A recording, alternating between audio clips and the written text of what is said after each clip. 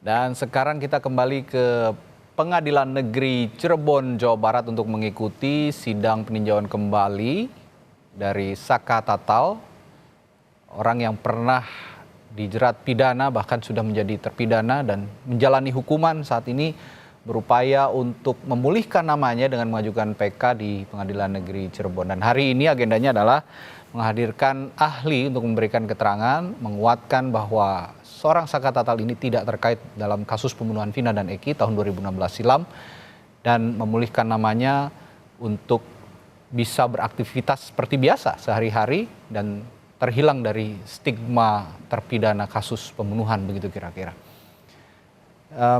Kita akan menuju ke Pengadilan Negeri Cirebon. Nanti juga akan ada jurnalis Kompas TV yang akan melaporkan dari sana. Kita kembali lagi nih dengan Heri Firmansyah. Mas Heri masih bersama kami. Kita gonta-ganti topik dulu nih, Mas Heri, karena ada dua topik yang aman, cukup menarik perhatian publik saat ini. Selain tadi kita bicara soal terduga teroris di Batu, dan saat ini kita kembali ke sidang lanjutan PK Saka Tatal yang menghadirkan ahli. Tadi terakhir kita juga sempat bahas soal harapan kuasa hukum Saka Tatal, Ibu Titin ya. Tadi kita sempat berbincang juga yang menghadirkan 5 anggota polisi untuk bisa berbicara fakta terkait olah tempat kejadian perkara yang sempat dilakukan pada tahun 2016 yang silam. Nah, ini tadi juga Ibu Titin mengatakan yang menarik begini, saya yakin katanya LP Laka Lantas ini dikantongi oleh mereka. Artinya ya memang upaya untuk membebaskan Saka Tatal dari tuduhan apapun gitu ya, tudingan apapun ya memang LP Laka Lantas ini yang sudah diubah akhirnya menjadi kasus pembunuhan. Sejauh ini Mas Heri yakin bahwa LP itu sebenarnya ada?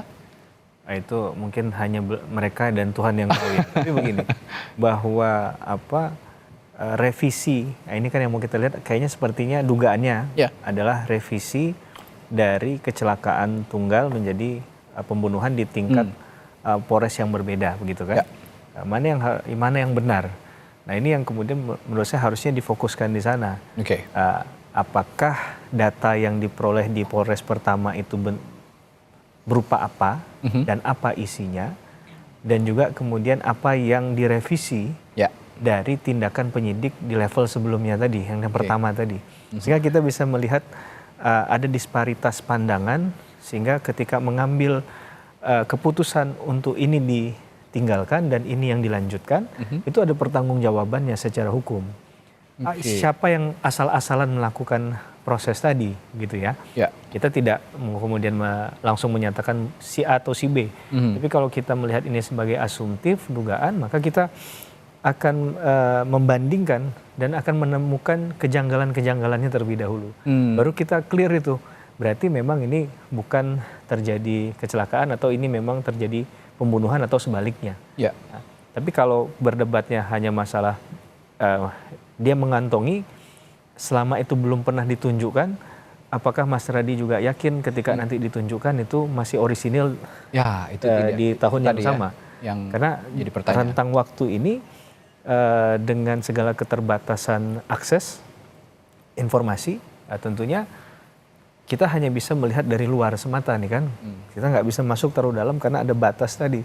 Nah, ini yang bisa menjawab tadi kan sebenarnya adalah keterbukaan. Mengapa kuasa hukum selalu mengarahkan ke poin itu kalau secara garis besar, keterbukaan, mana yang benar, mana yang salah. Sehingga adapun nanti jawaban dari mereka akan dicarikan lagi nih pastinya. Hal-hal lain yang sekiranya tetap bisa meyakinkan bahwa keyakinan mereka ini adalah kecelakaan. Tapi narasi atau langgamnya menariknya adalah sama menurut saya. Dari tim kuasa hukum Peggy Setiawan, kalau kita nggak salah ada keterangan saksi waktu itu yang pernah bekerja selama 1 minggu, kemudian dia pergi ke Cirebon dan berhenti di bawah flyover kalau nggak salah.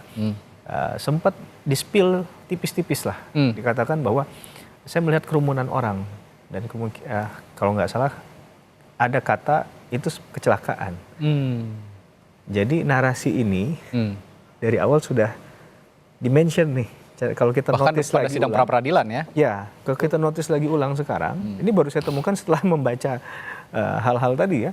Juga sekarang narasinya lebih dipertegas lagi. Memang PK Saka Tatal ini mengarahnya menggugat bukan pembunuhan lagi tapi kecelakaan. Tapi opening di kasus Peggy Setiawan sampai sekarang narasinya berlanjut. Dengan kuasa hukum yang berbeda, sama. Ya.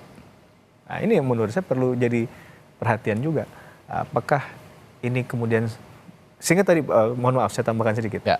Ada kuasa hukum dari yang sebelumnya yang juga menjadi saksi di perkara ini. Ya. Oke. Itu clean and clear ya, untuk melihat fakta-fakta itu. Baik. Nah, tinggal bagaimana, apakah itu kemudian akan kembali kepada keyakinan hakim sekali lagi, apakah hakim melihat ini sebagai hal yang terpisah Oke. atau sama, sehingga di PK ini juga selalu menyoal Peggy Setiawan nih. Oke.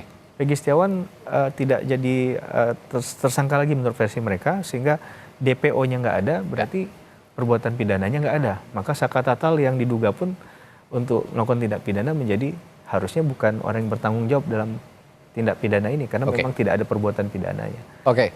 Nanti kita akan sambung lagi perbincangannya, Mas Heri.